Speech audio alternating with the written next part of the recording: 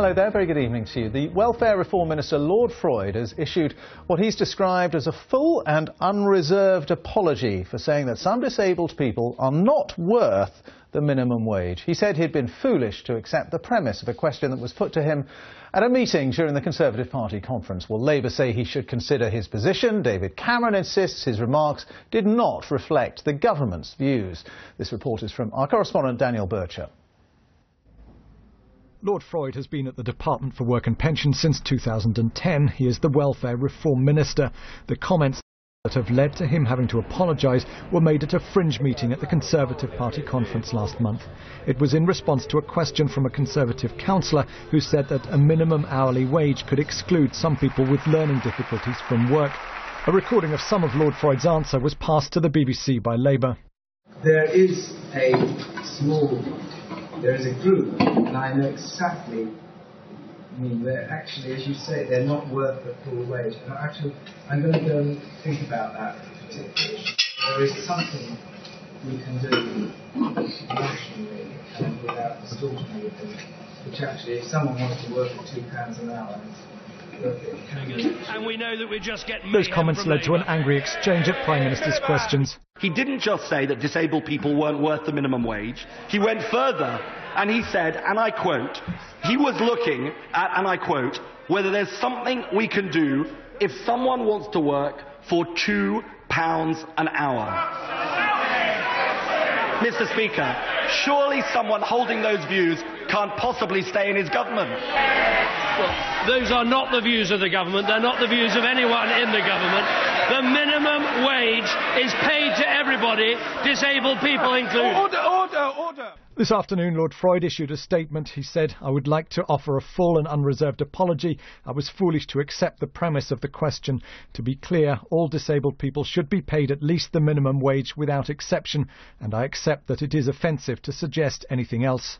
David made a mistake in the language he used at the party conference. He's apologised for that unreservedly, and he's going to carry on with his work with universal credit, making sure disabled people have the same opportunities for work as everybody else.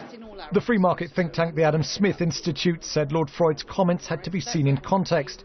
Lord Freud was very, very clear. It's about topping up people's wages so that if they can't make the minimum wage through the market, they should work for whatever the market can pay them, and then we should, as taxpayers and as society, step in to make up the difference. That is a very compassionate way of looking at it, and I'm really appalled at the reaction. But one campaign group said Lord Freud's comments showed a complete lack of understanding of the challenges faced by people with disabilities. Daniel Bircher, BBC News. Let's go straight to our chief political correspondent, Vicky Young at Westminster. So, Vicky, we've had this full apology from Lord Freud. Is there still pressure on him, though, at Westminster tonight? Yeah, I think there is a bit. I mean, David Cameron would have gone into Prime Minister's question today feeling pretty buoyant about that drop in unemployment, for example. Instead, he's put on the back foot about a very sensitive issue. Welfare reform is a central plank of the government's programme. The coalition insisting all along that it's fair to the poorest, it's fair to disabled people too. So to have the Labour Party now saying that this marks the return of the nasty party is clearly not helpful to the Tories. As for Lord Freud's future, well, the fact that they haven't sacked him on the spot means they are giving him a hearing. I think he's helped by the context here that he was talking broadly about how to help the most severely disabled get back into work. Downing Street this afternoon have said that a full apology has been made. That is the right thing to do. They also say that the Prime Minister made his views very clear and very strongly, and I think you can read between the lines there that he's pretty angry. But another minister said earlier that Lord Freud would be haunted by these words, and I'm sure that that is the fear in Downing Street too. All right, Vicky, thank you very much indeed. Vicky Young there, our chief political correspondent. Well, we can go back to Westminster and talk to Rachel Reeves, who is the Shadow Secretary of State for Work and Pensions. Thanks very much for being with us this evening as well. Now, we've had this apology from Lord Freud. Is that enough in your view? Should the government keep him on? Well, this is a question of David Cameron's judgment, really. This is a minister who says one thing to Tory party members at the conference and says another thing when he's caught out in public.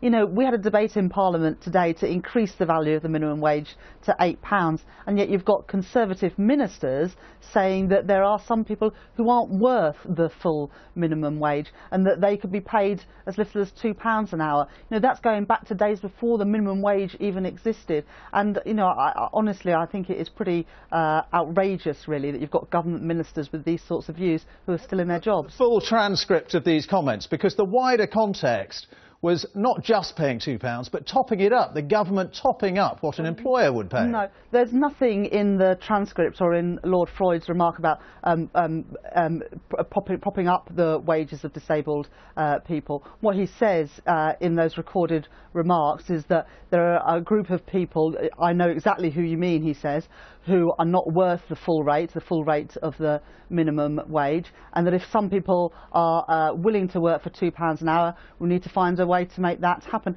Now, I just don't think that is acceptable. That is really an affront to disabled people. But would it be acceptable? I mean, would you, like everybody else? Would you accept the principle that you could get more disabled people back to work or into work if the government did top up employers' pay from, say, £2 to the full minimum wage? The way to help disabled people to stay in work and to get into work is to offer that additional support in the workplace, as schemes like Access to Work already do today, to help people get to work if they need help because of mobility, to pay them the proper rate of the disability living allowance, to pay for some of those additional costs of being disabled.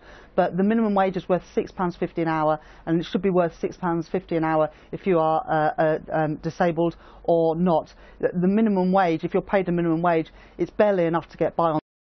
The idea that some people should be able to work for less than that, I think really is just horrendous. So Lord Freud has apologised, an unreserved apology. He said he was foolish. Isn't that the end of the affair? I mean, do you really think he should now be sacked?